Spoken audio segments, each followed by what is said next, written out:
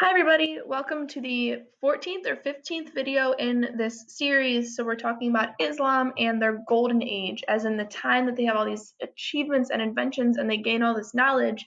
I am recreating this video because, as you know, the last two videos had penguins in it. Well, I made a third video with some baby penguins running around, and was using a video off YouTube, and apparently it was under copyright.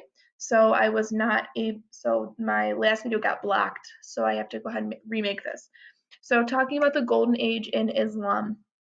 Golden age is in, like, this is the time of prosperity and everyone's learning and just really impacting the world. Well, here's why it comes to an end. And just so you know, it does look like this in your packet, but my PDF of the document is not loading on my laptop right now, so I downloaded it into Google Docs. So yours looks different than mine, but it's the same info. So we're going to read it, go over some of the questions, and then I believe we're about to be done with this Islamic final review. So by the end of the 11th century, the Islamic Empire had become very large, and towards the end of the Abbasid Caliphate, so those are the people in charge right now, it began to crumble. Religious disagreements caused divisions between different groups, and the caliphs exerted more and more control over what was taught and where.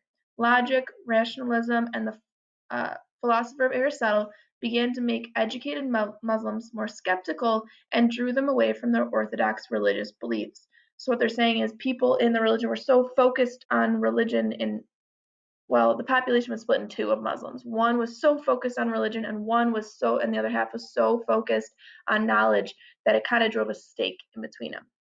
So the caliphs became afraid that they would lose power and impose a return to the orthodox beliefs. So the people that were very knowledgeable were terrified of losing their power and having to go into focusing on religion.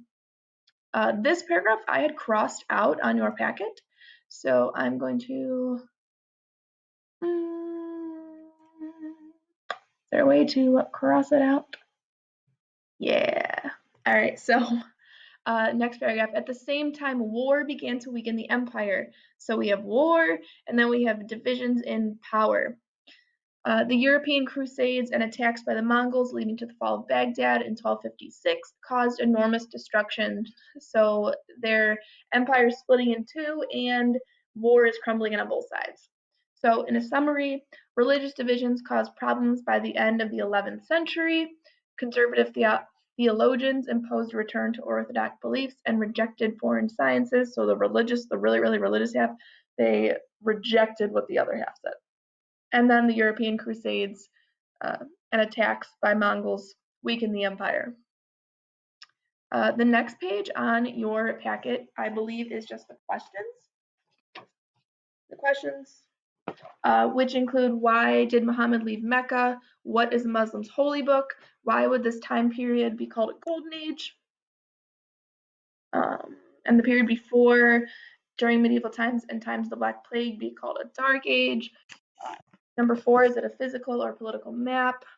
Number 5, seeking knowledge about the natural world was seen as a duty of every Muslim as following the, and then you'd have a vocab word. Number 6, how does bookmaking increase diffusion? It's my second favorite word, not my first favorite, by the way. Think about how bookmaking and printing affected us, your teachers making these packets. And then 7, you're going to draw Mr. Warman looking up at the stars. After that, number 8, how are science and socialists combined on this page? Number 9, why would Miss Everett be excited to see this page? 10, how is the number system important for practical things? Number 11, where does the word algebra come from? 12, how does this invention impact us today? So talking about the medical sciences, think about what's happening today, right now, why you are out of school and how impacts of hospitals and medicine has changed that. 13, why is this page covered in hearts? And 14, how did water transport impact the lives of Arabs in medieval times? On number 15, though, you do have to write some paragraphs, 4 of them. That means 5 sentences each. So it's only a total of 20 sentences. So if you're thinking, oh my gosh, I have to write an essay, it's literally 20 sentences. And I tell you exactly what I want each paragraph to be about, 5 sentences each of those. After that, you're going to write in some Arabic, and I'll see you in the next video. Bye!